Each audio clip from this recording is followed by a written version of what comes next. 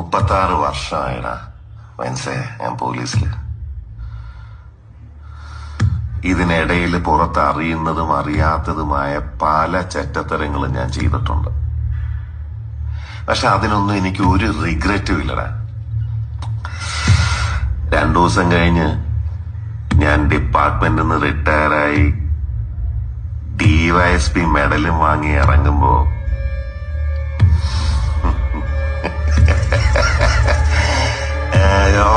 പഴയ George sir തന്നെയാണ്.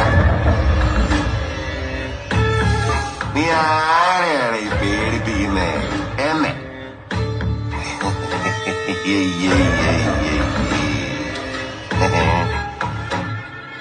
നിന്നെ കാണാൻ ജോർജ് സാർ ഇവിടെ വന്നിട്ടുണ്ടേ.